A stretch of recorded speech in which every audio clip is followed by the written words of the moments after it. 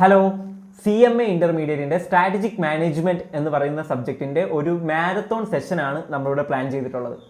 അപ്പോൾ SM ഏകദേശം 4 ചാപ്റ്റേഴ്സിലായിട്ട് 40 മാർക്കിനാണ് നമ്മുടെ വെയിറ്റേജ് എന്ന് പറയുന്നത്. നമുക്ക് എല്ലാ ഏരിയാസും കവർ ചെയ്ത് തന്നെ ഒരു മാരത്തോൺ മോഡലിൽ തന്നെ പോകാം. മാരത്തോൺ ആണെന്ന് ചോദിച്ചാൽ നമ്മളെങ്ങനെയാണ് ഒരു മാരത്തോൺ ഓടുന്നത്? ചില ഏരിയാസിൽ നമ്മൾ സ്ലോ ഡൗൺ ചെയ്ത് പോകും, ചില ഏരിയാസിൽ നമ്മൾ ജോഗ് ചെയ്ത് പോകും, ചില ഏരിയാസിൽ നമ്മൾ സ്പ്രിൻറ്റ് ചെയ്ത് പോകും. ആ ഒരു സെൻസിലാണെങ്കിൽ ഇറ്റ്സ് എ മാരത്തോൺ. ആ ഒരു രീതിയിൽ തന്നെയാണ് നമ്മൾ ടോപ്പിക്സും കവർ ചെയ്യാനായിട്ട് ഉദ്ദേശിക്കുന്നത്.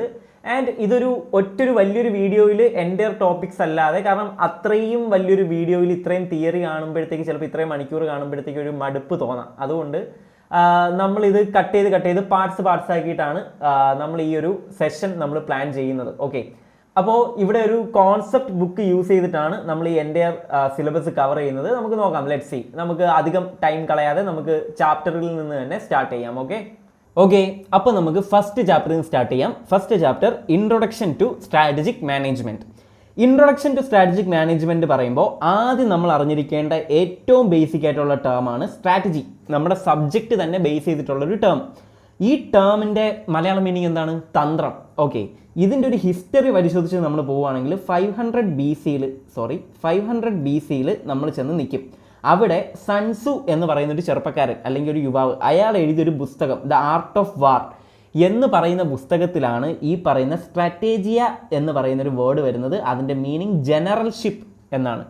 ആ ഒരു വേർഡിൽ നിന്നാണ് ഈ പറയുന്ന സ്ട്രാറ്റജി എന്ന് പറയുന്നൊരു വേർഡ് ഡിറൈവ് ആകുന്നത്. ഓക്കെ, പണ്ട് കാലത്തൊക്കെ ഈ സ്ട്രാറ്റജി എന്ന് പറയുന്നൊരു വേർഡ് യുദ്ധങ്ങൾ റിലേറ്റഡ് ആയിട്ടായിരുന്നു യൂസ് ചെയ്തുകൊണ്ടിരുന്നത്.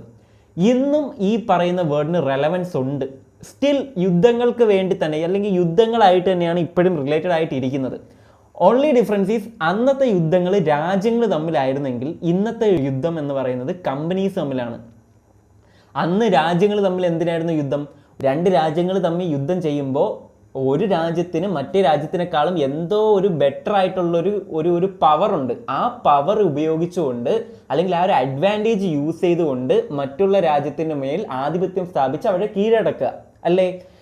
ഈ പറയുന്ന ആ ഒരു എന്തോ ഒരു അഡ്വാൻറ്റേജ് അല്ലെങ്കിൽ ഒരു എക്സ്ട്രാ ഉള്ളൊരു എഡ്ജ്, അതിനാണ് കോമ്പറ്റേറ്റീവ് അഡ്വാൻറ്റേജ് എന്ന് പറയുന്നത്. ഓക്കെ, അന്നത്തെ കാലത്ത് ഇപ്പോൾ ബാഹുബലി കാലകേയ യുദ്ധത്തിൽ കാലകേയന്മാർക്ക് ഇല്ലാത്തതും ബാഹുബലിക്ക് ഉണ്ടായിരുന്നതും ഒരു സംഭവമായിരുന്നു സ്ട്രാറ്റജി. അതായത് മറ്റേ ഫോർമേഷനൊക്കെ സെറ്റ് ചെയ്തിട്ടായിരുന്നു ബാഹുബലി യുദ്ധത്തിന് വന്നുകൊണ്ടിരുന്നത്. അപ്പോൾ അത്രയും ഓർഗനൈസ്ഡ് ആയിട്ട് അവർ ആ യുദ്ധം ചെയ്തപ്പോൾ അവർക്ക് കാലകേയന്മാരെക്കാളും എന്തോ ഒരു എക്സ്ട്രാ അഡ്വാൻറ്റേജ് ഉണ്ടായിരുന്നു.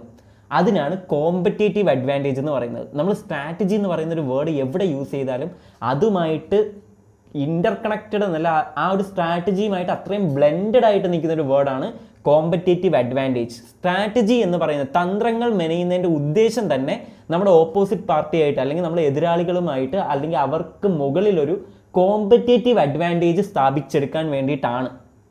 ഇപ്പോൾ അന്ന് യുദ്ധങ്ങൾ രാജ്യങ്ങൾ തമ്മിലാണെന്ന് നമ്മൾ പറഞ്ഞു. അപ്പോൾ ഇപ്പോൾ യുദ്ധങ്ങൾ കമ്പനീസ് തമ്മിലാണെങ്കിൽ ഇവരെന്തിനാണ് യുദ്ധം ചെയ്യുന്നത്? കമ്പനീസ് കസ്റ്റമേഴ്സിനെ അക്വയർ ചെയ്യാൻ വേണ്ടിയിട്ട്. കസ്റ്റമേഴ്സിനെ അക്വയർ ചെയ്ത് കഴിഞ്ഞാൽ മാത്രമേ കസ്റ്റമേഴ്സ് നമ്മുടെ ഷോപ്പിൽ നിന്നുള്ള നമ്മുടെ കമ്പനിയിൽ നിന്നുള്ള പ്രോഡക്റ്റ് മേടിക്കുകയുള്ളൂ. നമ്മുടെ കമ്പനിയിൽ നിന്നുള്ള പ്രോഡക്റ്റ് മേടിച്ചാലേ നമ്മുടെ കമ്പനിക്ക് ഇൻകം ജനറേറ്റ് ആവുള്ളൂ. അൾട്ടിമേറ്റ്ലി ഷെയർ ഹോൾഡേഴ്സിന് പൈസ കിട്ടുള്ളൂ. ഓക്കെ, അൾട്ടിമേറ്റ് ലക്ഷ്യം എന്താണ്? ഷെയർ ഹോൾഡേഴ്സിന് പൈസ കിട്ടുക. അതിന് വേണ്ടിയിട്ട് നമ്മുടെ കമ്പനീസ് കസ്റ്റമേഴ്സിനെ അക്വയർ ചെയ്യാൻ വേണ്ടിയിട്ട്, അതായത് ഇപ്പോൾ ഒരു സെയിം പ്രോഡക്റ്റ് വിൽക്കുന്ന ഒരു 5 കമ്പനീസ് ഉണ്ടെന്ന് വയ്ക്കുക. ഈ 5 കമ്പനീസിൽ 4 കമ്പനീസിനെ സെലക്ട് ചെയ്യാതെ കസ്റ്റമേഴ്സ് എന്തുകൊണ്ട് എൻ്റെ കമ്പനിയിൽ തന്നെ വരണം? അതിന് വേണ്ടിയിട്ട് ഈ 4 കമ്പനീസിൽ നിന്നും ഔട്ട്സ്റ്റാൻഡ് ചെയ്ത് നിൽക്കുന്ന എന്തെങ്കിലും ഒരു ക്വാളിറ്റി, അത് എന്തിൻ്റെ ബേസിസിലും ആകാം, ആ ഒരു ക്വാളിറ്റി എൻ്റെ കമ്പനിക്ക് വേണം. ആ ഒരു എക്സ്ട്രാ ക്വാളിറ്റി കാരണം ഈ 4 കമ്പനീസിനെക്കാളും ബെറ്റർ ആയിട്ട് എൻ്റെ കമ്പനി എന്തോ ഒരു എക്സ്ട്രാ കാര്യം പ്രൊവൈഡ് ചെയ്യുന്നുണ്ട്. അത് കാരണം കസ്റ്റമേഴ്സ് എൻ്റെ കമ്പനിയിൽ വന്നാണ് പ്രോഡക്റ്റ് മേടിക്കുന്നത്. അങ്ങനെ പ്രോഡക്റ്റ് മേടിക്കുമ്പോൾ നമ്മുടെ കമ്പനിയിലെ പ്രോഫിറ്റ് കൂടുന്നു അല്ലെങ്കിൽ ഇൻകം ജനറേറ്റ് ആകുന്നു. അൾട്ടിമേറ്റ്ലി ഷെയർ ഹോൾഡേഴ്സിന് പൈസ കിട്ടുന്നു, നമ്മുടെ കമ്പനി ഗ്രോ ആവുന്നു അല്ലേ? അപ്പോൾ ആ ഒരു കോമ്പറ്റേറ്റീവ് അഡ്വാൻറ്റേജ്, മറ്റുള്ള കമ്പനീസിൽ നിന്ന് ബെറ്റർ ആകാൻ വേണ്ടിയിട്ട് കോമ്പറ്റേറ്റീവ് അഡ്വാൻറ്റേജ് കിട്ടാൻ വേണ്ടിയിട്ട് നമ്മൾ ഫോർമുലേറ്റ് ചെയ്യുന്ന ഐഡിയാസിനാണ് ഈ പറയുന്ന സ്ട്രാറ്റജി എന്ന് പറയുന്നത്. Okay, strategy of an organisation provides the basic framework through which the organisation will achieve it's mission and objective. ഇനി ബേസിക് കുറച്ച് ഡെഫിനിഷൻസ് ആണ് സ്ട്രാറ്റജി ആയിട്ട് റിലേറ്റ് ചെയ്തിട്ടുള്ളത്. അതിൻ്റെ ഏറ്റവും കോറായിട്ടുള്ള തീം എന്ന് പറയുന്നത് സ്ട്രാറ്റജി എന്തിനു വേണ്ടിയിട്ടാണ് ഫോം ചെയ്യുന്നത്? കോമ്പറ്റേറ്റീവ് അഡ്വാൻറ്റേജ് കിട്ടാൻ വേണ്ടിയിട്ട്. അത് ആലോചിച്ച് വെച്ചിരുന്നാൽ മതി. The sole objective of strategy is to provide competitive advantage, ബിസിനസ്സിന് കോമ്പറ്റേറ്റീവ് അഡ്വാൻറ്റേജ് കൊണ്ടുവരാൻ വേണ്ടിയിട്ട്. Strategy is a set of goal-oriented actions a firm takes to gain and sustain superior performance relative to competitors. Competitive advantageനെ വേറൊരു ടേംസിൽ പറയാണ്, അതായത് കോമ്പറ്റീറ്റേഴ്സിനെക്കാളും ഒരു superior performance നമ്മുടെ കമ്പനിക്ക് കിട്ടാൻ വേണ്ടിയിട്ട് നമ്മൾ കൊണ്ടുവരുന്ന കുറച്ച് ആക്ഷൻസ്, ഗോൾ ഓറിയൻറ്റഡ് ആക്ഷൻസ്, എന്തോ ഒരു ലക്ഷ്യം മുൻകൂട്ടി കണ്ടിട്ട് നമ്മൾ ജനറേറ്റ് ചെയ്യുന്ന കുറച്ച് ആക്ഷൻസ്, അതിനാണ് സ്ട്രാറ്റജി എന്ന് പറയുന്നത്. Okay, it consists of 3 elements. Strategy എന്ന് പറയുന്നത് 3 എലമെൻറ്റ്സ് കൂടിയതാണ്. First, diagnosis of competitive advantage. ആദ്യം നമ്മൾ പറഞ്ഞു കോമ്പറ്റീറ്റീവ് അഡ്വാൻറ്റേജിൻ്റെ ഡയഗ്നോസിസ്, എന്താണ് കോമ്പറ്റീറ്റീവ് അഡ്വാൻറ്റേജ് എന്ന് നമ്മൾ കണ്ടുപിടിക്കും. പിന്നെ ആ ഒരു കോമ്പറ്റീറ്റീവ് അഡ്വാൻറ്റേജ് അഡ്രസ്സ് ചെയ്യാൻ വേണ്ടിയിട്ട് നമ്മൾ കുറച്ച് ഗൈഡിങ് പോളിസീസ്, കുറച്ച് പോളിസീസ് ജനറേറ്റ് ചെയ്യും. ഓക്കെ, നമ്മുടെ ഫേമിന് മറ്റുള്ള ഫേമിനേക്കാളും എങ്ങനെ ബെറ്റർ ആകാം, അതാണ് ആ കോമ്പറ്റീറ്റീവ് അഡ്വാൻറ്റേജ്. മറ്റുള്ള ഫേംസിന് ഇല്ലാത്ത നമുക്ക് സുപ്പീരിയറി പെർഫോം ചെയ്യാൻ പറ്റുന്ന ഒരു കാര്യം. ആ ഒരു കോമ്പറ്റീറ്റീവ് അഡ്വാൻറ്റേജ് എന്താണ് നമ്മൾ ആദ്യമേ ഡയഗ്നോസ് ചെയ്തെടുക്കുന്നു. പിന്നെ അത് അഡ്രസ്സ് ചെയ്യാൻ വേണ്ടിയിട്ട്, ആ ഒരു കോമ്പറ്റീറ്റീവ് അഡ്വാൻറ്റേജിലേക്ക് എത്താൻ വേണ്ടിയിട്ട് നമ്മൾ കുറച്ച് പോളിസീസ് ജനറേറ്റ് ചെയ്യുന്നു. പിന്നെ ആ പോളിസീസ് ഇൻ റിയാലിറ്റിയിൽ നമുക്ക് ഇംപ്ലിമെൻറ്റ് ചെയ്യാൻ വേണ്ടിയിട്ട് കുറച്ച് ആക്ഷൻസ്. അപ്പോൾ ഈ ഒരു 3 സെറ്റ് ഓഫ് കാര്യങ്ങളാണ് നമ്മുടെ സ്ട്രാറ്റജിയുടെ അകത്തുള്ളത്. ഫസ്റ്റ് നമ്മൾ എന്താണ് കോമ്പറ്റീറ്റീവ് അഡ്വാൻറ്റേജ് എന്ന് കണ്ടുപിടിക്കുന്നു. പിന്നെ ആ ഒരു കോമ്പറ്റീറ്റീവ് അഡ്വാൻറ്റേജ് നേടാൻ വേണ്ടിയിട്ട് നമുക്ക് എന്തൊക്കെ പോളിസീസ് ആണെന്നുള്ളത് നമ്മൾ ഫോർമുലേറ്റ് ചെയ്യുന്നു. പിന്നെ ആ ഫോർമുലേറ്റ് ചെയ്ത പോളിസീസ് നമ്മൾ ഇംപ്ലിമെൻറ്റ് ചെയ്യുന്നു. ഓക്കെ, ഈ ഒരു 3 set of actions. Okay, next സ്ട്രാറ്റജിയുടെ ഡെഫിനിഷൻ. ഈ ഒരു ഡെഫിനിഷൻ ഇമ്പോർട്ടൻ്റ് ആണ്. നമുക്ക് സ്ട്രാറ്റജി റിലേറ്റഡ് ആയിട്ടുള്ള ഏത് ക്വസ്റ്റ്യൻ ചോദിച്ചാലും നമുക്ക് ഈ ഒരു ഡെഫിനിഷൻ വെച്ച് സ്റ്റാർട്ട് ചെയ്യാൻ പറ്റും. ആൻഡ് നമുക്ക് ആ ഒരു ഫ്ലോയിൽ നമുക്ക് പഠിച്ചു പോകാം. ആ ഒരു ഫ്ലോയുടെ ഒരു സ്റ്റാർട്ടിങ് എന്ന് പറയുന്നത് ഈ ഒരു ഡെഫിനിഷനാണ്. ഓക്കെ, ഡെഫിനിഷൻ പറയുന്നതിന് മുന്നേ നിങ്ങൾക്ക് നെറ്റ്ഫ്ലിക്സ് എന്ന് പറയുന്നൊരു കമ്പനി അറിയാം. ഈ നെറ്റ്ഫ്ലിക്സ് തുടക്കത്തിൽ ഒരു ഓഫ്ലൈൻ DVD ഷോപ്പായിട്ടായിരുന്നു സ്റ്റാർട്ട് ചെയ്തുകൊണ്ടിരുന്നത്. ഇവരുടെ ഏറ്റവും വലിയ കോമ്പറ്റീറ്റേഴ്സ് ആയിരുന്നു ബ്ലോക്ക് ബസ്റ്റേഴ്സ് എന്ന് പറയുന്നൊരു കമ്പനി. അപ്പോൾ ബ്ലോക്ക് ബസ്റ്റേഴ്സും നെറ്റ്ഫ്ലിക്സ് ഇങ്ങനെ കോമ്പറ്റീഷനിൽ എൻഗേജ് ചെയ്തുകൊണ്ടിരിക്കെ നെറ്റ്ഫ്ലിക്സ് അവരുടെ ഒരു വിഷൻ, അവരുടെ ഒരു ഫ്യൂച്ചർ മുൻകൂട്ടി കണ്ട് ചേഞ്ചസ് ഒക്കെ മനസ്സിലാക്കിക്കൊണ്ട് അവർ ഈ ഒരു ഓഫ്ലൈൻ സ്റ്റോറിൽ നിന്ന് അവർ മെല്ലെ മെല്ലെ മെല്ലെ ഓൺലൈൻ സ്ട്രീമിംഗ് പ്ലാറ്റ്ഫോം കൂടെ സ്റ്റാർട്ട് ചെയ്തു. ഈ ബ്ലോക്ക് ബസ്റ്റേഴ്സ് അവിടെ തന്നെ ഇങ്ങനെ നിൽക്കുകയും ചെയ്തു. നെറ്റ്ഫ്ലിക്സ് കറക്റ്റായിട്ട് അവരെങ്ങോട്ടാണ് അവരുടെ കമ്പനി പോകേണ്ടത്, ആ ഒരു ഡിറക്ഷൻ ആൻഡ് ഏതൊക്കെ ടൈപ്സ് ഓഫ് ഏരിയസിലാണ് അവരുടെ ബിസിനസ് എൻഗേജ് ചെയ്യേണ്ടത്, ആ ഒരു സ്കോപ്പ് ഓഫ് ആക്ടിവിറ്റീസ്, അതെല്ലാം ക്ലിയർലി ഡിഫൈൻഡ് ആയിരുന്നു നെറ്റ്ഫ്ലിക്സിന്. Rest is history. നിങ്ങൾക്കറിയാം പിന്നീട് നെറ്റ്ഫ്ലിക്സിൻ്റെ ഇപ്പോഴത്തെ അവസ്ഥ എന്താണെന്നുള്ളത്. നെറ്റ്ഫ്ലിക്സിൻ്റെ ഇത്രയും വലിയൊരു സക്സസിനെ ഏറ്റവും കൂടുതൽ ഇൻഫ്ലുവൻസ് ചെയ്തിട്ടുള്ളത് എന്ന് പറഞ്ഞാൽ ആ ഒരു സ്ട്രാറ്റജിയാണ്, ആ ഒരു ക്ലിയർലി ഡിഫൈൻഡ് ആയിട്ടുള്ള ഒരു സ്ട്രാറ്റജി. സ്ട്രാറ്റജിയുടെ ഡെഫിനിഷൻ പറയുമ്പോഴും strategy may be defined as the direction and scope of an organisation. ഒരു ഓർഗനൈസേഷൻ്റെ ഡിറക്ഷൻ, ആ ഒരു ഓർഗനൈസേഷൻ എങ്ങോട്ടാണ് പോകേണ്ടത്, അല്ലെങ്കിൽ എന്തൊക്കെ ആക്ടിവിറ്റീസ്, സ്കോപ്പ് ഓഫ് ആക്ടിവിറ്റീസ് എത്രത്തോളം എക്സ്പാൻഡ് ചെയ്യാൻ പറ്റും, ഇപ്പോഴല്ല ഓവർ ദ ലോങ് ടേം, ഒരു ലോങ് ടേമിലേക്കുള്ളൊരു കാര്യമാണ് നമ്മൾ ഈ സ്ട്രാറ്റജി ഫോം ചെയ്യേണ്ടത്. ഒരു ലോങ് ടേമിലേക്കാണ്. ലോങ് ടേമിൽ നമ്മുടെ ഓർഗനൈസേഷൻ്റെ ഡിറക്ഷൻ എങ്ങോട്ട്, നമ്മുടെ ഓർഗനൈസേഷൻ എവിടെ എത്തണം, ആൻഡ് എന്തൊക്കെയാണ് നമ്മുടെ ഓർഗനൈസേഷൻ്റെ ഒരു സ്കോപ്പ് എന്ന് പറയുന്നത്.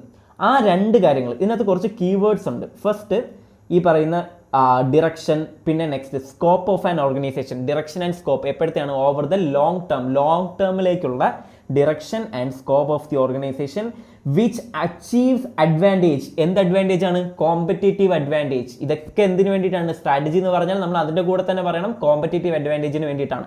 അപ്പോൾ ഈ പറയുന്ന ഓർഗനൈസേഷൻ്റെ direction and scope over the long term ഇതൊക്കെ ഡിഫൈൻ ചെയ്യുന്നത് എന്തിനു വേണ്ടിയിട്ടാണ്? ഈ ഉള്ളൊരു അഡ്വാൻറ്റേജ് കിട്ടാൻ വേണ്ടിയിട്ട്. ആർക്കെതിരെ? കോമ്പറ്റീറ്റേഴ്സിനെതിരെ.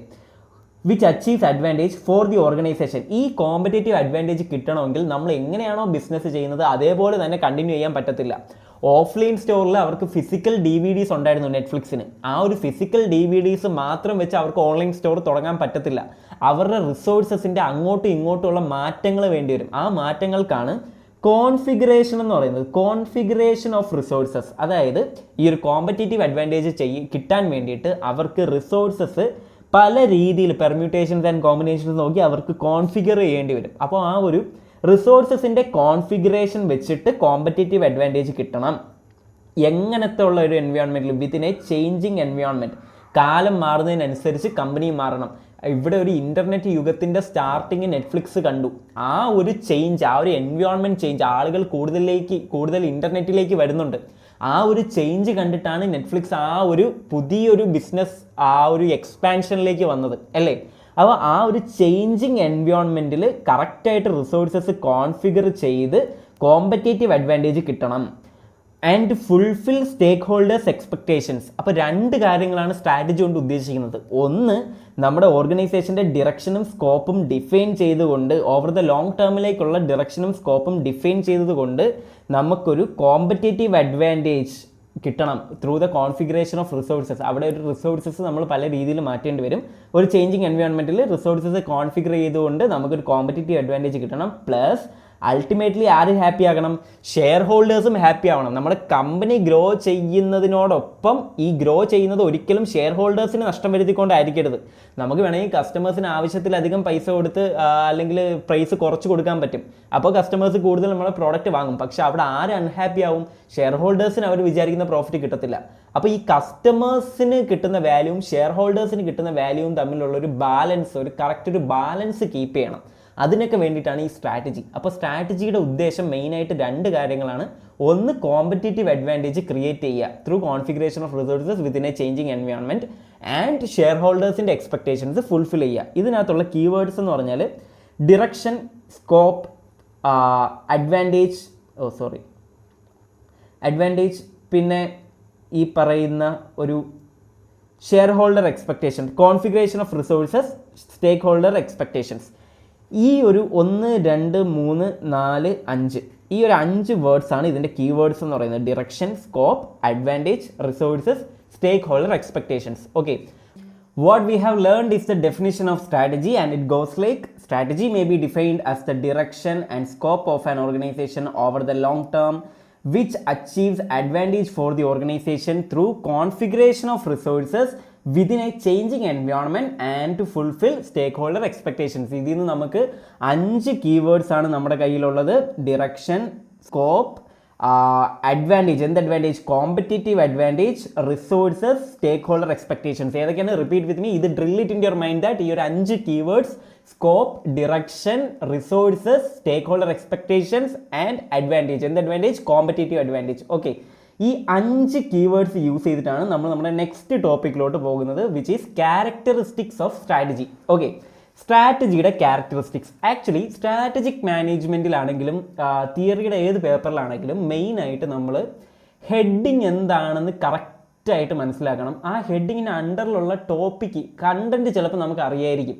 പക്ഷേ ഈ ഹെഡിങ് മാറിപ്പോയി കഴിഞ്ഞാൽ നമുക്ക് എക്സാമിന് നമ്മൾ എഴുതുന്ന ആൻസറിൻ്റെ പർപ്പസേ മാറിപ്പോകും. നമ്മുടെ കറക്റ്റായിട്ടുള്ള കണ്ടൻറ്റ് റോങ് ആയിട്ടുള്ള ഹെഡിങ്ങിന് അണ്ടറിലാണ് എഴുതുന്നതെങ്കിൽ ആൻസർ തെറ്റായി പോകും അല്ലേ. ഇപ്പോൾ ക്യാരക്ടറിസ്റ്റിക്സ് ഓഫ് സ്ട്രാറ്റജി, ഇവിടെ ക്യാരക്ടറിസ്റ്റിക്സ് ഓഫ് സ്ട്രാറ്റജി എന്താണ് എന്നുള്ള ആ ഒരു ഹെഡിങ് മനസ്സിലാക്കി തന്നെ നമ്മൾ ഈ കണ്ടൻറ്റ് പഠിക്കണം.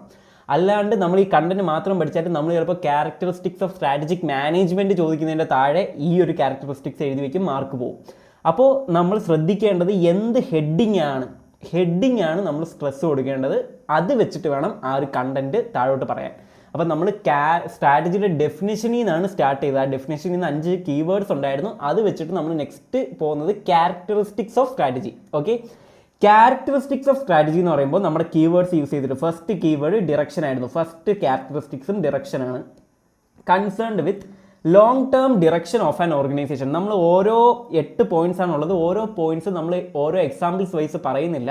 ഇതൊരു മാരത്തോൺ ആയതുകൊണ്ട് തന്നെ നമുക്ക് പഠിച്ചു പോകാൻ പറ്റുന്നതിൻ്റെ ബേസിൽ പറയാം. അത് വെച്ച് നമുക്ക് കീവേഡ്സ് യൂസ് ചെയ്ത് പറഞ്ഞു പോയാൽ മതി.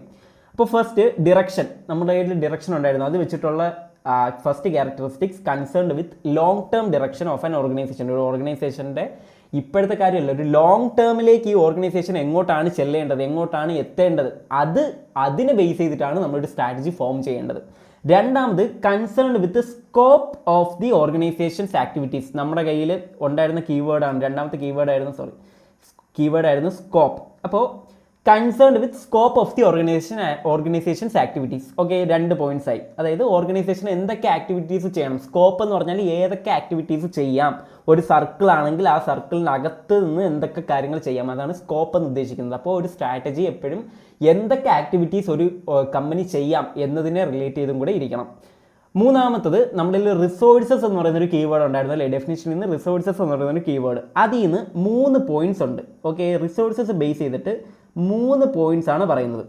റിസോഴ്സസിൻ്റെ changing of resources, matching of resources, stretching of organization resources. അപ്പോൾ റിസോഴ്സസ് വെച്ചിട്ട് റിസോഴ്സസിൻ്റെ matching, stretching and changing. First, may require resources changes for an organization. ഒരു ഓർഗനൈസേഷൻ്റെ റിസോഴ്സസിൻ്റെ ചേഞ്ചസ്, ഒരു സ്ട്രാറ്റജിയുടെ എഫക്റ്റ് ആയിട്ട് ഓർഗനൈസേഷൻ്റെ റിസോഴ്സസിൽ മാറ്റങ്ങൾ വരാം. നമ്മൾ നെറ്റ്ഫ്ലിക്സിൻ്റെ കേസ് പറഞ്ഞതുപോലെ അവരുടെ ഫിസിക്കൽ DVDs എന്ന് പറയുന്ന റിസോഴ്സിൽ നിന്ന് മാറി അവർക്ക് കുറേ കൂടെ ഓൺലൈൻ ആയിട്ടുള്ള മൂവീസ് അക്യൂർ ചെയ്താൽ മാത്രമേ അവർക്കൊരു ഓൺലൈൻ സ്ട്രീമിംഗ് പ്ലാറ്റ്ഫോം സ്റ്റാർട്ട് ചെയ്യാൻ പറ്റുള്ളൂ, അത് റൺ ചെയ്യാൻ പറ്റുള്ളൂ. അപ്പോൾ ഫിസിക്കൽ റിസോഴ്സസിൽ നിന്ന് മാറി ആ റിസോഴ്സസ് ചേഞ്ച് ചെയ്ത് അവരൊരു ഓൺലൈൻ സ്ട്രീമിംഗ് പ്ലാറ്റ്ഫോമിലോട്ട് പോകുമ്പോഴത്തേക്ക് അവർക്ക് ബേസിക്കലി വേണ്ടത് ഈ പറയുന്ന ഓൺലൈൻ സ്ട്രീമിംഗ് റൈറ്റ്സ് ആണ് മൂവീസിൻ്റെ അല്ലേ.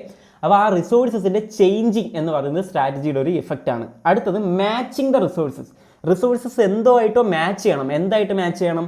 To the environment in which it operates. ആ ഒരു കമ്പനി ഓപ്പറേറ്റ് ചെയ്യുന്ന എൻവയോൺമെൻറ്റുമായിട്ട് ആ ഒരു കമ്പനിയുടെ റിസോഴ്സസിനെ മാച്ച് ചെയ്യണം അല്ലേ.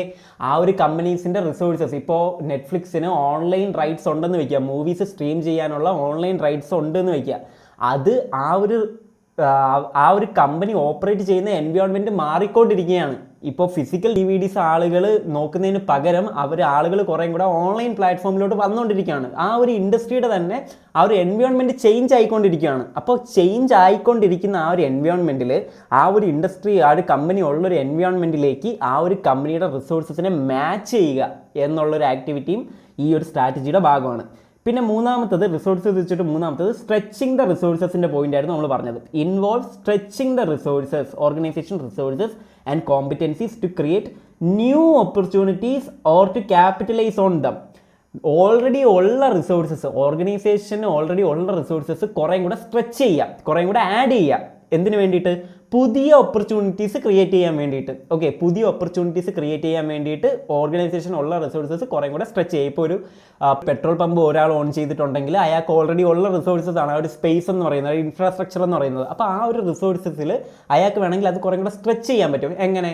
ആ ഒരു പെട്രോൾ പമ്പിൻ്റെ കൂടെ തന്നെ അവർക്ക് വേണമെങ്കിൽ ഈ പറയുന്ന ഒരു ഓയിൽ ചേഞ്ചിങ്ങോ അല്ലെങ്കിൽ ആ ഒരു എയർ ചെക്കിങ്ങോ അങ്ങനെ എന്തെങ്കിലുമൊക്കെ കുറേ കൂടെ പുതിയ ആക്ടിവിറ്റീസ്, ആ ഒരു പുതിയ ഓപ്പർച്യൂണിറ്റീസ് അവർക്ക് ക്രിയേറ്റ് ചെയ്യാൻ പറ്റും ഓൾറെഡി ഉള്ള റിസോഴ്സസ് സ്ട്രെച്ച് ചെയ്തുകൊണ്ട്, ആഡ് ചെയ്തതുകൊണ്ട്. ഓക്കെ, അപ്പോൾ റിസോഴ്സസ് 3 കാര്യങ്ങൾ ചെയ്യാം. റിസോഴ്സസ് ചേഞ്ചിങ് സംഭവിക്കാം, അല്ലെങ്കിൽ റിസോഴ്സസിനെ മാച്ച് ചെയ്യണം. എങ്ങോട്ട് മാച്ച് ചെയ്യണം? In the environment in which the company operates, ആ ഒരു എൻവയോൺമെൻറ്റിലേക്ക് മാച്ച് ചെയ്യണം. മൂന്നാമത് ആ ഒരു റിസോഴ്സസിനെ സ്ട്രെച്ച് ചെയ്യണം. എന്തിനു വേണ്ടിയിട്ട്? പുതിയ ഓപ്പർച്യൂണിറ്റീസ് കണ്ടുപിടിക്കാൻ വേണ്ടിയിട്ട്.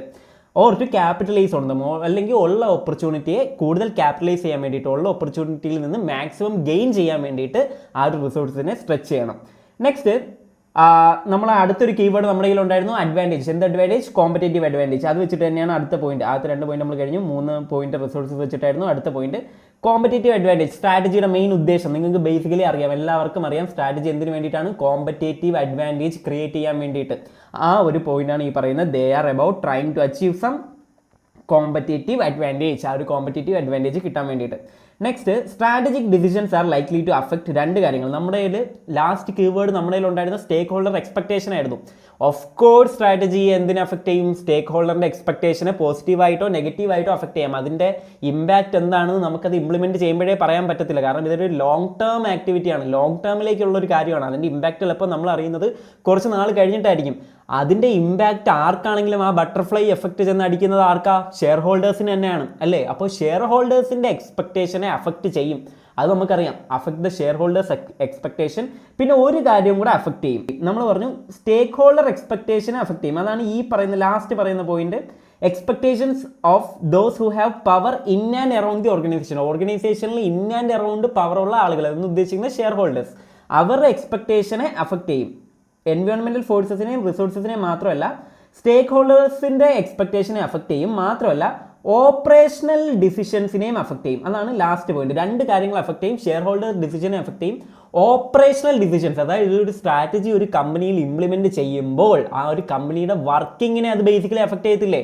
ആ ഒരു കമ്പനി അത്രയും നാൾ വർക്ക് ചെയ്തുകൊണ്ടിരിക്കുന്ന ഒരു രീതിയിലായിരിക്കത്തില്ല ഒരു പുതിയൊരു സ്ട്രാറ്റജി കൊണ്ടുവരുമ്പോഴത്തേക്ക് ചില മാറ്റങ്ങൾ അതിൻ്റെ ഓപ്പറേഷണൽ ഡിസിഷൻ, അതിൻ്റെ ബേസ് ലെവൽ, ഗ്രൗണ്ട് ലെവലിലുള്ള ഓപ്പറേഷൻസിൽ ചില മാറ്റങ്ങൾ കൊണ്ടുവരാനുള്ള സാധ്യതയുണ്ട്. അതാണ് പറയുന്നത് affect the operational decisions also. അപ്പോൾ ഈ 8 എണ്ണമാണ് സ്ട്രാറ്റജിയുടെ ക്യാരക്ടറിസ്റ്റിക്സ് എന്നുള്ളത്. നമ്മൾ ആ ഒരു ഡെഫിനേഷനിൽ നിന്ന് എടുത്ത 5 കീവേഡ്സ് വെച്ചിട്ടാണ് നമ്മൾ 8 പോയിന്റ്സ് ഡിഫൈൻ ചെയ്തത്. Okay, next consequences of characteristics. Consequences of characteristics for every action there is an equal and opposite reaction എന്ന് പറയുന്നത് പോലെ ഒരു കമ്പനിയിൽ ഒരു സ്ട്രാറ്റജി കൊണ്ടുവന്നിട്ടുണ്ടെങ്കിൽ അതിന് ഉറപ്പായിട്ട് ഒരു മറുവശവും കൂടെ ഉണ്ട്. ആ ഒരു കമ്പനിക്ക് കുറച്ച് കോൺസിക്വൻസസും കൂടെ ഫേസ് ചെയ്യേണ്ടി വരും. ഒരു സ്ട്രാറ്റജി കൊണ്ടുവന്നാൽ അതിൻ്റെ ക്യാരക്ടറിസ്റ്റിക്സ്, അതിൻ്റെ ഒരു പോസിറ്റീവ് ഫീച്ചേഴ്സ് ഉള്ളതുപോലെ തന്നെ അതിന് ചില കോൺസിക്വൻസസ് കൂടെ ഉണ്ട്. എന്താണെന്ന് വെച്ചാൽ ഒരു 5 കോൺസിക്വൻസസ് ആണ് മെയിനായിട്ട് പറയുന്നത്. അതൊരു സെൻറ്റൻസ് നിങ്ങൾ ആലോചിച്ച് വെച്ചാൽ മതി. Complex situations demand 2 changes. Okay, അങ്ങനെ ജസ്റ്റ് ഒരു സെൻറ്റൻസ് ആലോചിച്ചാൽ മതി. Complex situations demand 2 changes. അതാണ് ആ ഒരു കോൺസിക്വൻസസ് എന്ന് പറയുന്നത്. അപ്പോൾ first complex in nature. Strategy എന്ന് പറഞ്ഞാൽ നമ്മൾ തിയററ്റിക്കലി പറയുന്നത് പോലെ അത്ര സിമ്പിൾ അല്ല. അതെന്ന് പറഞ്ഞാൽ കുറേ പരീക്ഷണങ്ങൾക്ക് ശേഷം ഒരു കമ്പനി എടുത്തുകൊണ്ട് വരുന്ന ഒരു ഐഡിയ ആണ്, ഒരു കോമ്പറ്റീറ്റീവ് അഡ്വാൻറ്റേജ് അച്ചീവ് ചെയ്യാൻ വേണ്ടിയിട്ടുള്ളൊരു കാര്യമാണ്. അതെന്ന് പറഞ്ഞാൽ നമുക്ക് ഈ പറയുന്നത് പോലെ അത്ര എളുപ്പമല്ല. അത് കോംപ്ലക്സ് ആണ്. അത് കമ്പനിയിലെ ഈ പറയുന്ന ഓപ്പറേഷണൽ ആക്ടിവിറ്റീസിനെയും മിക്ക ആക്ടിവിറ്റീസിനെയും ബാധിക്കുന്ന ഒരു കോംപ്ലക്സ് ആയിട്ടുള്ള ഒരു കാര്യമാണ്. ഓക്കെ, കോംപ്ലിക്കേറ്റഡ് ആൻഡ് കോംപ്ലക്സ് ആയിട്ടുള്ള ഒരു കാര്യമാണ്. ഫസ്റ്റ് കോൺസിക്വൻസസ് അതാണ്, കോംപ്ലക്സ് ഇൻ നേച്ചർ. അതിൻ്റെ നേച്ചർ കോംപ്ലക്സ് ആണ്. രണ്ടാമത് അൺസർട്ടൈൻ ആയിട്ടുള്ള സിറ്റുവേഷൻസിലാണ് ഈ ഒരു സ്ട്രാറ്റജി നമ്മൾ കൊണ്ടുവരുന്നത്. ഈ ഒരു സ്ട്രാറ്റജി കൊണ്ടുവരുന്ന ഒരു സാഹചര്യം എന്ന് പറഞ്ഞാൽ നമ്മുടെ ബിസിനസ്സിൽ നമുക്ക് അറിയത്തില്ല ഈ ഒരു സ്ട്രാറ്റജി വർക്കാവോ ഇല്ല എന്നുള്ളത്, അല്ലെങ്കിൽ ബിസിനസ്സിൽ നമുക്കിനി എന്ത് ചെയ്യണം എന്നുള്ളതിന് പ്രോപ്പറായിട്ടുള്ളൊരു ഐഡിയ കാണത്തില്ല. അങ്ങനെ നമുക്ക് 2 വഴിയുടെ നടുക്ക് നമ്മൾ നിൽക്കുകയാണ്. എങ്ങോട്ട് പോകണം അല്ലെങ്കിൽ ഏത് വഴി സെലക്ട് ചെയ്യണം എന്നറിയാതെ നിൽക്കുന്ന ആ ഒരു അൺസർട്ടൈൻ സിറ്റുവേഷനിലാണ് ഈ ഒരു സ്ട്രാറ്റജി നമ്മൾ സെലക്ട് ചെയ്യുന്നത്. അപ്പോൾ ഇതിൻ്റെ ഒരു കോൺസിക്വൻസസ് എന്ന് പറഞ്ഞാൽ അൺസർട്ടൈൻ ആണ്. നമുക്കിത് എന്താണ് ഇതിൻ്റെ ഒരു എൻഡ് പ്രോഡക്റ്റ് എന്ന് പ്രെഡിക്റ്റ് ചെയ്യാൻ പറ്റത്തില്ല. മൂന്നാമത്തത് ഡിമാൻഡ് ആൻഡ് ഇൻ്റഗ്രേറ്റഡ് അപ്രോച്ച്. ഏതെങ്കിലും ഒരു ഡിപ്പാർട്ട്മെൻറ്റ് മാത്രം വിചാരിച്ചു കഴിഞ്ഞാൽ ഈ ഒരു സ്ട്രാറ്റജി നമുക്ക് കൊണ്ടുവരാൻ പറ്റത്തില്ല. ഒരു കമ്പനി ഉണ്ടെങ്കിൽ അവർക്ക് പല ഡിപ്പാർട്ട്മെൻറ്റ്സ് ഉണ്ടെങ്കിൽ ഇവരുടെ എല്ലാവരുടെയും കൂടെ ഒരു കോർഡിനേഷൻ, ഒരു ഇൻ്റഗ്രേഷൻ, ആ ഒരു ഇൻ്റഗ്രേറ്റഡ് അപ്രോച്ച് ഇതിൻ്റെ ഒരു കോൺസിക്വൻസസ് ആണ്. ഒരു ഇൻ്റഗ്രേറ്റഡ് അപ്രോച്ച് ഇതിനകത്ത് വേണം. Involve change in organisation. Of course അത് നമ്മൾ ക്യാരക്ടറിസ്റ്റിക്സിൽ തന്നെ പറഞ്ഞാണ്. റിസോഴ്സസിൻ്റെ ചേഞ്ച് കാണും എന്ന് നമ്മൾ ക്യാരക്ടറിസ്റ്റിക്സിൽ പറയുമ്പോൾ തന്നെ അതിൻ്റെ ഒരു കോൺസിക്വൻസസ് ആയിട്ട് ചേഞ്ച് ഇൻ ഓർഗനൈസേഷനിൽ പലതരം മാറ്റങ്ങൾ സ്ട്രാറ്റജി കാരണം സംഭവിച്ചേക്കാം. Manage change in relationships and networks outside the organization. Manage change in relationships and networks. ഓർഗനൈസേഷൻ്റെ അകത്തും ചേഞ്ചസ് സംഭവിച്ചേക്കാം, ഓർഗനൈസേഷൻ്റെ പുറത്തുള്ള നെറ്റ്വർക്ക്സിലും ചേഞ്ചസ് സംഭവിച്ചേക്കാം. നമ്മൾ ചിലപ്പോൾ സ്ട്രാറ്റജിയുടെ ഭാഗമായിട്ട് നമ്മൾ അത്രയും നാൾ നമ്മൾ ചൂസ് ചെയ്തുകൊണ്ടിരുന്ന ഒരു സപ്ലയർ മാറ്റി നമ്മൾ പുതിയൊരു സപ്ലയറിനെ എടുത്തേക്കാം. അപ്പോൾ ഓർഗനൈസേഷന് അകത്തും പുറത്തുമുള്ള കാര്യങ്ങളിൽ ഈ പറയുന്ന ചേഞ്ചസ് സംഭവിച്ചേക്കാം. അതാണ് 2 ചേഞ്ചസ് എന്ന് പറയുന്നത്. ഓർഗനൈസേഷൻ്റെ അകത്തും ചേഞ്ചസ് വരാം, ഓർഗനൈസേഷൻ്റെ പുറത്തും ചേഞ്ചസ് വരാം. ആ ഒരു പുറത്തുള്ള ബാക്കിയുള്ള ആളുകളുമായിട്ട്, ഓർഗനൈസേഷൻ്റെ പുറത്തുള്ള ആളുകളായിട്ടുള്ള റിലേഷൻഷിപ്സിലും നെറ്റ്വർക്ക്സിലെല്ലാം ആ ഒരു ചേഞ്ചസ് വന്നേക്കാം. Okay, next types of strategy. ഏതൊക്കെ ടൈപ്സ് ആണ് സ്ട്രാറ്റജിയുടെ ടൈപ്സ്? അതായത് ഏതൊക്കെ ഒരു ബിസിനസ്സിൻ്റെ 3 തട്ടുകളുണ്ടെന്ന് വയ്ക്കുക. ഈ 3 തട്ടുകളിൽ നിന്ന് ആളുകൾ ഫോം ചെയ്യുന്ന സ്ട്രാറ്റജീസിൻ്റെ ബേസിസിലാണ് ഈ ടൈപ്സ് ഓഫ് സ്ട്രാറ്റജി പറയുന്നത്. മെയിനായിട്ട് 3 ടൈപ്സ് ഓഫ് സ്ട്രാറ്റജിയാണുള്ളത്. 1 corporate strategy, 2 business strategy, 3 functional or operational strategy. Okay, അപ്പോൾ ഒരു ബിസിനസ്, ഒരു കമ്പനി എടുക്കുക. അതായത് ഇപ്പോൾ നമുക്ക് റിലയൻസ് എടുക്കാം. റിലയൻസിൽ ഏറ്റവും ടോപ്പ് ലെവലിൽ ആരാണുള്ളത്? അംബാനിയും പരിവാരങ്ങളും ഏറ്റവും ടോപ്പ് ലെവലിലുണ്ട്. അവിടുന്ന് കുറച്ച് ഡിസിഷൻസ് എടുക്കും. അതായത് അവർക്കിപ്പോൾ ഏതൊക്കെ ടൈപ്സ് ഓഫ് ബിസിനസ്സിലാണ് അവർ എൻഗേജ് ചെയ്യേണ്ടത്. ഏറ്റവും ടോപ്പ് ലെവലിൽ നിന്ന് അവർ കുറച്ച് ഡിസിഷൻസ് എടുക്കുകയാണ്. ഏതൊക്കെ ടൈപ്സ് ഓഫ് ബിസിനസ്സസ് ഉണ്ട്. അവർക്ക് ടെലികോം, ജിയോ ഉണ്ട്. അവർക്ക് in terms of retail businesses ആയിട്ട് ഗ്രോസറി സ്റ്റോർസ് ഉണ്ട്, ഫാഷൻ സ്റ്റോർസ് ഉണ്ട്, fashion and life style businesses ഉണ്ട്, ഇലക്ട്രോണിക്സ്, റിലയൻസ് ഡിജിറ്റൽ പോലത്തുള്ള സ്റ്റോർസ് ഉണ്ട്. പിന്നെ FMCG പ്രോഡക്ട്സ്, ക്യാമ്പ കോളയൊക്കെ പോലെയുള്ള പ്രോഡക്റ്റ് അവർ റിവൈവ് ചെയ്ത് കൊണ്ടുവന്നിട്ടുണ്ട്. പിന്നെ media and broadcasting, Jio Hotstar പോലത്തെ അല്ലെങ്കിൽ വയാകോം 18 പോലത്തെ ന്യൂസ് ചാനൽസ് ഉണ്ട്. കളേഴ്സ് പോലത്തുള്ള എൻ്റർടൈൻമെൻറ്റ് ചാനൽസ് ഉണ്ട്. അതേപോലെ ഓയിൽ, ജിയോയുടെ പെട്രോൾ പമ്പ്സ് ഉണ്ട്. അങ്ങനത്തെ പല വ്യത്യസ്തമായിട്ടുള്ള ഡൈവേഴ്സിഫൈഡ് ആയിട്ടുള്ള ബിസിനസ്സുകളിൽ അവർ എൻഗേജ്ഡ് ആണ്. അപ്പോൾ ഈ തീരുമാനങ്ങളൊക്കെ ആരായിരിക്കും എടുക്കുന്നത്? അംബാനിയുടെ കൂടെ ഉള്ളവരും അല്ലേ, ടോപ്പ് ലെവലിൽ നിന്നുള്ള അവരല്ലേ? ഏതൊക്കെ ബിസിനസ്സിൽ നമ്മൾ എൻഗേജ് ചെയ്യണം, നമ്മുടെ സ്കോപ്പ് എത്രയാണ്, നമ്മുടെ ഓവറോൾ ആക്ടിവിറ്റീസ് ഏതൊക്കെയാണ്, അതൊക്കെ തീരുമാനിക്കുന്നതാണ് ഈ ഒരു ടോപ്പ് ലെവൽ അല്ലെങ്കിൽ കോർപ്പറേറ്റ് ലെവൽ. ആ കോർപ്പറേറ്റ് ലെവലിലുള്ള ആളുകൾ ഫോം ചെയ്യുന്ന സ്ട്രാറ്റജീസ് ആണ് corporate strategies, concerned with overall purpose and scope of an organisation and how value will be added to different parts and product lines of the organisation. അതായത് ഒരു കമ്പനിയുടെ മൊത്തത്തിൽ അവർക്ക് എന്തൊക്കെ ചെയ്യണം, അവർക്ക് ഏതൊക്കെ ബിസിനസ്സിൽ എൻഗേജ് ചെയ്യണം, അവരുടെ പർപ്പസ് എന്താണ്, മൊത്തത്തിലുള്ള പർപ്പസിനെയും സ്കോപ്പ് ഓഫ് ദി ഓർഗനൈസേഷനെ ഡിഫൈൻ ചെയ്യുന്ന സ്ട്രാറ്റജിയാണ് കോർപ്പറേറ്റ് സ്ട്രാറ്റജി എന്ന് പറയുന്നത്. Okay, it includes main categories of stability, growth and retrenchment. ആ ടേംസ് ഞാൻ ഡിഫൈൻ ചെയ്യുന്നില്ല. ആ ഒരു ബിസിനസ് റിലേറ്റഡ് ആയിട്ടുള്ള ആ ഒരു സ്ട്രാറ്റജീസ്, ഈ സ്റ്റെബിലിറ്റി, ഗ്രോത്ത്, റീട്രെഞ്ച്മെൻറ്റ് റിലേറ്റഡ് ആയിട്ടുള്ള ഡിസിഷൻസ് എല്ലാം ഈ ഒരു കോർപ്പറേറ്റ് ലെവലിലുള്ള ആൾക്കാരായിരിക്കും എടുക്കുന്നത്. കോർപ്പറേറ്റ് സ്ട്രാറ്റജിയുടെ അണ്ടറിൽ വരുന്ന കാര്യങ്ങളാണ്. It includes investment decisions, diversifications, allocation of resources etcetera. അതായത് ആ ഒരു ബിസിനസ്സിൻ്റെ ഡൈവേഴ്സിഫിക്കേഷനും ഏതൊക്കെ ബിസിനസ്സിൽ ഇൻവെസ്റ്റ് ചെയ്യണമെന്നുള്ളതും ആ കാര്യങ്ങൾ, ആ ഡിസിഷൻസ് എല്ലാം വരുന്നത് തന്നെ സ്വാഭാവികമായിട്ടും കോർപ്പറേറ്റ് ലെവൽ സ്ട്രാറ്റജിയിൽ തന്നെയാണ് ഉള്ളത്. Next, business strategy. Business strategy എന്ന് പറഞ്ഞാൽ ഇപ്പോൾ ഓക്കെ, അംബാനി ഇത്രയും ബിസിനസ്സസ് ചൂസ് ചെയ്തു. ഇനി ആ ഓരോ ബിസിനസ്സിലും ഓരോ മാനേജേഴ്സ് ഉണ്ടല്ലേ. ഇപ്പോൾ ജിയോയ്ക്ക് ടെലികോം ബിസിനസ്സിന് അതിൻ്റെ മാനേജേഴ്സ് ഉണ്ട്, ഇപ്പോൾ റിലയൻസ് ഡിജിറ്റലിന് അതിൻ്റെ മാനേജ്മെൻ്റ് ഉണ്ട്, ജിയോ ഹോട്ട്സ്റ്റാറിന് അതിൻ്റെ മാനേജ്മെൻ്റ് ഉണ്ട്. അപ്പോൾ ഓരോ ബിസിനസ്സിനും സെപ്പറേറ്റ് ആയിട്ട് അവരുടെ മാനേജ്മെൻറ്റ് ലെവലിലുണ്ട്, ഓരോ ബിസിനസ് ലെവലുണ്ട്. ആ മാനേജ്മെൻറ്റ് എടുക്കുന്ന ഡിസിഷൻസ് എന്തിനെ പറ്റിയിട്ടായിരിക്കും? നമുക്ക് ഈ ഒരു ബിസിനസ്സിൽ നമുക്ക് കുറച്ച് കോമ്പറ്റീറ്റേഴ്സ് ഉണ്ട്, ഈ ഒരു സ്പെസിഫിക് ഇൻഡസ്ട്രിയിൽ നമുക്ക് എങ്ങനെ ബെസ്റ്റ് ആകാം, നമുക്ക് ഇവിടെ എന്തൊക്കെ കോമ്പറ്റേറ്റീവ് അഡ്വാൻറ്റേജ് കൊണ്ടുവരാം, ആ ഒരു ഇൻഡസ്ട്രിയിൽ അവരുടെ കമ്പനിക്ക് എങ്ങനെ ബെസ്റ്റ് ആകാം അല്ലേ. ഇപ്പോൾ ഒരു ടെലികോം ബിസിനസ് ജിയോ സ്പെസിഫിക്കലി എടുക്കുകയാണെങ്കിൽ ആ ഒരു ടെലികോം ഇൻഡസ്ട്രിയിൽ കോമ്പറ്റീറ്റേഴ്സ് ആയിട്ട് VI, എയർടെൽ പോലത്തുള്ള കമ്പനീസ് ഉള്ളപ്പോൾ ഇവരിൽ നിന്ന് നമുക്ക് എങ്ങനെ ഔട്ട്സ്റ്റാൻഡ് ചെയ്യാം എന്നുള്ള ഡിസിഷൻസ് എടുക്കുന്നതാണ് ബിസിനസ് ലെവൽ സ്ട്രാറ്റജി. രണ്ടാമത്തെ ലെവൽ, ആദ്യം കോർപ്പറേറ്റ് ലെവൽ, രണ്ടാമത്തെ ലെവൽ ബിസിനസ് ലെവൽ സ്ട്രാറ്റജി. അവരെടുക്കുന്നത് എങ്ങനെയാണ്, എന്ത് ഡിസിഷൻസ് ആണ് അവരെടുക്കുന്നത്? How to compete successfully in market. ആ മാർക്കറ്റിൽ എങ്ങനെ സക്സസ്ഫുൾ ആയിട്ട് കോമ്പീറ്റ് ചെയ്യാം. Emphasize improvement of competitive position of an organization, product or services in specified industry or market segment. അതായത് അവരുടെ ഇപ്പോൾ ഉള്ള കോമ്പറ്റേറ്റീവ് പൊസിഷൻ എങ്ങനെ ഇമ്പ്രൂവ് ചെയ്യാം, അതൊക്കെ റിലേറ്റഡ് ആയിട്ടുള്ള ഡിസിഷൻസ് എടുക്കുന്നതാണ് ബിസിനസ് സ്ട്രാറ്റജി എന്ന് പറയുന്നത്, ആ ഒരു ബിസിനസ് ലെവൽ സ്ട്രാറ്റജീസ് എന്ന് പറയുന്നത്. Okay, competitive and cooperative strategies ആണ് അതിൻ്റെ അണ്ടറിലുള്ള കാറ്റഗറീസ്. ജസ്റ്റ് ആ ഒരു ടേം വൈസ് നിങ്ങൾ ആലോചിച്ച് വെച്ചിരുന്നാൽ മതി.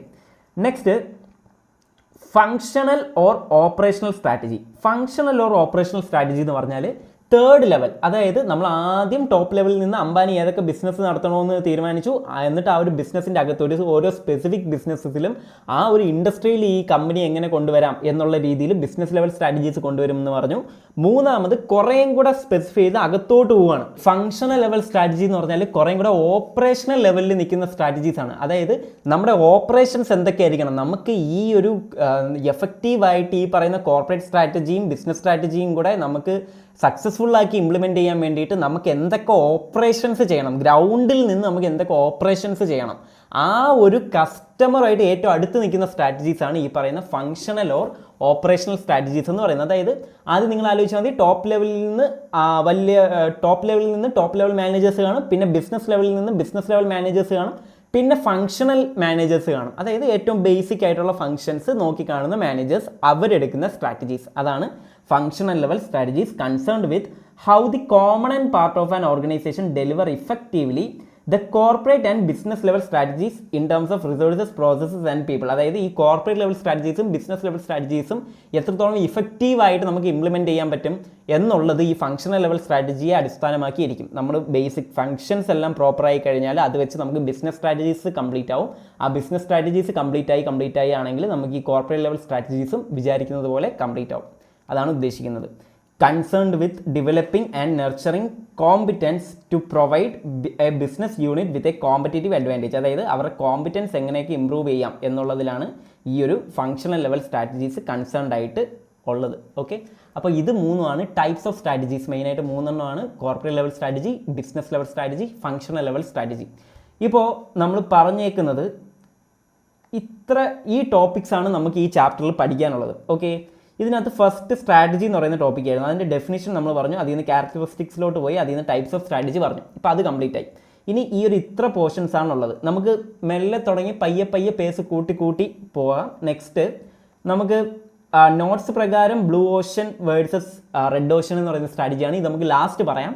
ഇനി നെക്സ്റ്റ് ടോപ്പിക്ക് നമുക്ക് പറയാൻ പോകുന്നത് കോമ്പറ്റേറ്റീവ് അഡ്വാൻറ്റേജ്. നമുക്ക് ഓൾറെഡി നിങ്ങൾക്ക് അറിയാം, നമ്മൾ ഓൾറെഡി ഒരുപാട് തവണ പറഞ്ഞിട്ടുണ്ട് എന്താണ് കോമ്പറ്റേറ്റീവ് അഡ്വാൻറ്റേജ് എന്നുള്ളത്. അതിൻ്റെ ഒരു ഡെഫിനിഷൻ ഫോമായിട്ട് ചോദിക്കുകയാണെങ്കിൽ ഇത്രയും കാര്യങ്ങളാണ് കോമ്പറ്റേറ്റീവ് അഡ്വാൻറ്റേജിനെ പറ്റി നമ്മുടെ സിലബസിൽ പറഞ്ഞിട്ടുള്ളത്. Competitive advantage is A firms edge over the competitors. എല്ലാവർക്കും അറിയാവുന്ന ബേസിക് ഡെഫിനിഷൻ. കോമ്പറ്റീറ്റേഴ്സിനെ അപേക്ഷിച്ച് നമ്മുടെ ബിസിനസ്സിനുള്ള ആ ഒരു പോസിറ്റീവ് എഡ്ജ്, ആ ഒരു പോസിറ്റീവ് കാര്യം കാരണമാണ് കസ്റ്റമേഴ്സ് നമ്മുടെ കമ്പനിയിൽ വന്ന് നമ്മുടെ പ്രോഡക്റ്റ് മേടിക്കുന്നത്.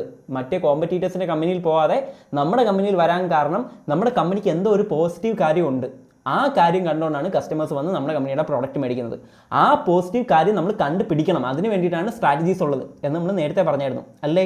അപ്പോൾ കോമ്പറ്റേറ്റീവ് അഡ്വാൻറ്റേജ് എന്ന് പറഞ്ഞാൽ മറ്റുള്ള കോമ്പറ്റേറ്റേഴ്സിനെക്കാളും നമ്മുടെ ഫേമിനുള്ള ആ ഒരു എഡ്ജ്, ആ ഒരു എക്സ്ട്രാ എഡ്ജ്, അതിനാണ് കോമ്പറ്റേറ്റീവ് അഡ്വാൻറ്റേജ് എന്ന് പറയുന്നത്. It is always relative, not absolute. Competitive advantage എന്ന് പറഞ്ഞാൽ എല്ലാ കമ്പനിക്കും ഒരൊറ്റ കാര്യമാണ് കോമ്പറ്റേറ്റീവ് അഡ്വാൻറ്റേജ് എന്ന് പറയാൻ പറ്റുമോ? പറ്റത്തില്ല. അത് റിലേറ്റീവാണ്. ഓരോ കമ്പനിക്കും കോമ്പറ്റേറ്റീവ് അഡ്വാൻറ്റേജ് എന്ന് പറയുന്ന കാര്യം മാറിക്കൊണ്ടിരിക്കും. ഓരോ ബിസിനസ്സിനും ഓരോ കാര്യങ്ങളായിരിക്കും കോമ്പറ്റേറ്റീവ് അഡ്വാൻറ്റേജ് എന്ന് പറയുന്നത്. അല്ലാണ്ട് ജനറലി എല്ലാ ബിസിനസ്സുകൾക്കും കസ്റ്റമറിനെ നന്നായിട്ട് ട്രീറ്റ് ചെയ്യുക എന്നുള്ളതാണ് എല്ലാ ബിസിനസ്സിൻ്റെയും കോമ്പറ്റേറ്റീവ് അഡ്വാൻറ്റേജ് എന്ന് പറയാൻ പറ്റത്തില്ല. ചില ബിസിനസ്സുകൾക്ക് അതായിരിക്കാം കോമ്പറ്റേറ്റീവ് അഡ്വാൻറ്റേജ്, ചില ബിസിനസ്സുകൾക്ക് അവരുടെ ക്വാളിറ്റി ഓഫ് പ്രോഡക്റ്റ് ആയിരിക്കാം, ചില ബിസിനസ്സുകൾക്ക് അവരുടെ ഇൻഫ്രാസ്ട്രക്ചർ ആയിരിക്കാം, പ്രോസസ്സ് ആയിരിക്കാം, അവരുടെ എംപ്ലോയീസ് ആയിരിക്കാം, അങ്ങനെ പല കാര്യങ്ങളായിരിക്കാം. അത് ഓരോ കമ്പനിയെ അപേക്ഷിച്ചിടത്തോളം വ്യത്യസ്തമായിരിക്കും. അത് റിലേറ്റീവാണ്, അബ്സല്യൂട്ട് ആയിട്ടുള്ളൊരു കാര്യമല്ല. Okay, to access competitive advantage നമ്മൾ എങ്ങനെ കോമ്പറ്റേറ്റീവ് അഡ്വാൻറ്റേജ് കണ്ടുപിടിക്കും? We compare firms performance to a benchmark. അതെന്താണ് ബെഞ്ച് മാർക്ക് എന്ന് പറഞ്ഞാൽ? ബെഞ്ച് മാർക്ക് എന്ന് പറഞ്ഞാൽ ഒരു സ്റ്റാൻഡേർഡ് ആണ് to which we are comparing something. അതായത് നമ്മളൊരു benchmark is a standard. നമ്മളൊരു സ്റ്റാൻഡേർഡ് ആയിട്ട് ഒരു ഐറ്റം സെറ്റ് ചെയ്ത് വെച്ചിട്ടുണ്ട്. അതിനെ വെച്ചിട്ടാണ് നമ്മൾ അതിനേക്കാളും മുകളിൽ വന്നിട്ടുണ്ടെങ്കിൽ ബെസ്റ്റ്, അതിൻ്റെ അത്രയും വന്നിട്ടില്ലെങ്കിൽ നമ്മൾ വിചാരിച്ച പെർഫോമൻസ് എത്തിയിട്ടില്ല എന്ന് പറയുന്ന ആ ഒരു സ്റ്റാൻഡേർഡ് ഉണ്ടല്ലോ, അതിനാണ് ബെഞ്ച് മാർക്ക് എന്ന് പറയുന്നത്. Okay, to access competitive advantage നമ്മൾ കോമ്പറ്റേറ്റീവ് അഡ്വാൻറ്റേജ് എങ്ങനെ ആക്സസ് ചെയ്യുക എന്ന് പറഞ്ഞാൽ വി കമ്പയർ നമ്മുടെ firms performance to a benchmark. നമ്മളൊരു സ്റ്റാൻഡേർഡ് സെറ്റ് ചെയ്ത് വെച്ചിട്ടുണ്ട്. ആ സ്റ്റാൻഡേർഡുമായിട്ട് നമ്മുടെ പെർഫോമൻസിനെ കമ്പയർ ചെയ്യും. ആ സ്റ്റാൻഡേർഡിനേക്കാളും മുകളിൽ വന്നിട്ടുണ്ടെങ്കിൽ ഓക്കെ, നമുക്കൊരു കോമ്പറ്റേറ്റീവ് അഡ്വാൻറ്റേജ് ഉണ്ട്. ആ സ്റ്റാൻഡേർഡിൻ്റെ അത്രയും വന്നിട്ടില്ലെങ്കിൽ ഓക്കെ, നമ്മൾ അത്ര ബാക്കിയുള്ള കോമ്പറ്റീറ്റേഴ്സിൻ്റെ അത്ര ആയിട്ടില്ല, നമുക്ക് കോമ്പറ്റേറ്റീവ് ഡിസഡ്വാൻറ്റേജ് ആണുള്ളത് എന്ന് നമ്മൾ പറയും. അപ്പോൾ ആ ഒരു ബെഞ്ച് മാർക്ക് എന്ന് പറയുന്നത് നമുക്ക് എങ്ങനെ സെറ്റ് ചെയ്യാം? Either the performance of other firms in the same industry. ഒന്നുകിൽ ആ സ്റ്റാൻഡേർഡ് എന്ന് പറയുന്നത് ബാക്കിയുള്ള സെയിം ഇൻഡസ്ട്രിയിലുള്ള ബാക്കിയുള്ള കമ്പനീസിൻ്റെ പെർഫോമൻസ് ആയിരിക്കും നമ്മളൊരു സ്റ്റാൻഡേർഡ് ആയിട്ട് സെറ്റ് ചെയ്ത് വെച്ചിട്ടുള്ളത്. അല്ലെങ്കിൽ ഒരു ഇൻഡസ്ട്രിയുടെ ആവറേജ്, ചിലപ്പോൾ ഒരു കമ്പനിയുടെ ബെസ്റ്റ് പെർഫോമൻസ്, അല്ലെങ്കിൽ മൊത്തത്തിലുള്ള കമ്പനീസിൻ്റെ ഒരു ആവറേജ് പെർഫോമൻസ്. ഇത് രണ്ടിലും ഏതെങ്കിലും ഒന്നായിരിക്കും നമ്മളൊരു സ്റ്റാൻഡേർഡ് ആയിട്ട് സെറ്റ് ചെയ്ത് വെച്ചിട്ടുള്ളത്. ഓക്കെ, അത് വെച്ചിട്ടാണ് നമ്മുടെ കമ്പനിക്ക് കോമ്പറ്റേറ്റീവ് അഡ്വാൻറ്റേജ് ഉണ്ടോ ഇല്ലേ എന്നുള്ളത് നമ്മൾ ആക്സസ് ചെയ്യുന്നത്. Next, A firm that has a superior performance relative to its competitors has a competitive advantage. Superior performance basic sentence ആണ്. അതായത് ബാക്കിയുള്ള കോമ്പറ്റീറ്റേഴ്സിനെക്കാളും നമുക്കൊരു സുപ്പീരിയർ പെർഫോമൻസ് ഉണ്ടെങ്കിൽ നമുക്ക് കോമ്പറ്റേറ്റീവ് അഡ്വാൻറ്റേജ് ഉണ്ട് എന്നാണ് അർത്ഥം. ബാക്കിയുള്ള കോമ്പറ്റീറ്റേഴ്സിനെക്കാളും ഔട്ട് പെർഫോം ചെയ്യുകയാണെങ്കിൽ നമുക്ക് കോമ്പറ്റേറ്റീവ് അഡ്വാൻറ്റേജ് ഉണ്ട്. അപ്പോൾ അവരുടെ അത്രയും പെർഫോമൻസ് വന്നിട്ടില്ലെങ്കിലോ നമ്മളൊരു സ്റ്റാൻഡേർഡ് നേരത്തെ സെറ്റ് ചെയ്ത് വെച്ചിട്ടുണ്ടായിരുന്നു, കോമ്പറ്റേറ്റീവ് അഡ്വാൻറ്റേജ് ഉണ്ടോ ഇല്ലയെന്ന് മനസ്സിലാക്കാൻ വേണ്ടിയിട്ട്. അപ്പോൾ അത് വെച്ചിട്ട് നമ്മൾ ഈ ബാക്കിയുള്ള ഫേമിനേക്കാളും ബെസ്റ്റായിട്ട് പെർഫോം ചെയ്തിട്ടുണ്ടെങ്കിൽ നമുക്ക് കോമ്പറ്റേറ്റീവ് അഡ്വാൻറ്റേജ് ഉണ്ട്. അത്രയും ചെയ്തിട്ടില്ല എങ്കിൽ എന്താണുള്ളത്? കോമ്പറ്റേറ്റീവ് ഡിസഡ്വാൻറ്റേജ് ആണുള്ളത്. ഇനി ഈക്വൽ പെർഫോമൻസ് ആണെന്ന് വയ്ക്കുക, ബാക്കിയുള്ള ഫേമുകൾ എങ്ങനെയാണോ പെർഫോം ചെയ്യുന്നത് നമ്മളും ഈക്വലി അവരെ പോലെ തന്നെയാണ് പെർഫോം ചെയ്യുന്നത്. അങ്ങനെയാണെങ്കിൽ അതിനാണ് കോമ്പറ്റേറ്റീവ് പാരിറ്റി എന്ന് പറയുന്നത്. കോമ്പറ്റേറ്റീവ് പാരിറ്റി എന്ന് പറയുന്നത്. അണ്ടർ പെർഫോം ചെയ്യുകയാണെങ്കിൽ competitive disadvantage, perform at same level ആണെങ്കിൽ കോമ്പറ്റേറ്റീവ് പാരിറ്റി എന്ന് പറയും. Competitive advantage has to come from performing different activities or performing same activities differently than rivals. അതായത് കോമ്പറ്റീറ്റീവ് അഡ്വാൻറ്റേജ് രണ്ട് തരത്തിൽ അച്ചീവ് ചെയ്യാൻ പറ്റും. ഒന്നുകിൽ നമ്മുടെ ഫേം ചെയ്തുകൊണ്ട് നിൽക്കുന്ന ആക്ടിവിറ്റീസിൽ നിന്ന് ഡിഫറൻ്റ് ആയിട്ട് എന്തെങ്കിലും ആക്ടിവിറ്റീസ് പെർഫോം ചെയ്യുക, ബാക്കിയുള്ള ഫേമിനേക്കാളും നമ്മൾ ഡിഫറൻ്റ് ആയിട്ട് എന്തെങ്കിലും പെർഫോം ചെയ്തുകൊണ്ട് നമ്മുടെ ഫേമിനൊരു ബെറ്റർ എഡ്ജ്, ഒരു കോമ്പറ്റീറ്റീവ് അഡ്വാൻറ്റേജ് കൊണ്ടുവരാൻ പറ്റും. അല്ലെങ്കിൽ നമ്മൾ ചെയ്യുന്ന സെയിം ആക്ടിവിറ്റീസ് തന്നെ വേറൊരു രീതിയിൽ ചെയ്യുക, ഡിഫറെൻറ്റ് വേയിൽ ചെയ്യുക, അങ്ങനെയും കോമ്പറ്റീറ്റീവ് അഡ്വാൻറ്റേജ് കൊണ്ടുവരാൻ പറ്റും. ചിലപ്പോൾ നമ്മൾ ചെയ്യുന്ന സെയിം ആക്ടിവിറ്റി ചിലപ്പോൾ നമ്മൾ വേറൊരു വേയിൽ ചെയ്ത് കഴിഞ്ഞാൽ നമുക്ക് കുറേ കൂടെ സ്പീഡ് ചെയ്യാൻ പറ്റുമായിരിക്കും, അല്ലെങ്കിൽ കുറേ കൂടെ ബെറ്റർ ക്വാളിറ്റി ഓഫ് പ്രോഡക്റ്റ് നമുക്ക് കൊണ്ടുവരാൻ പറ്റുമായിരിക്കും. അപ്പോൾ സെയിം ആക്ടിവിറ്റി ഒരു ഡിഫറെൻറ്റ് വേയിലോ അല്ലെങ്കിൽ ഡിഫറെൻറ്റ് ആക്ടിവിറ്റീസ് ചെയ്തുകൊണ്ടോ നമുക്ക് കോമ്പറ്റീറ്റീവ് അഡ്വാൻറ്റേജ് കൊണ്ടുവരാൻ പറ്റും. കോമ്പറ്റീറ്റീവ് അഡ്വാൻറ്റേജ് അങ്ങനെയും കിട്ടും.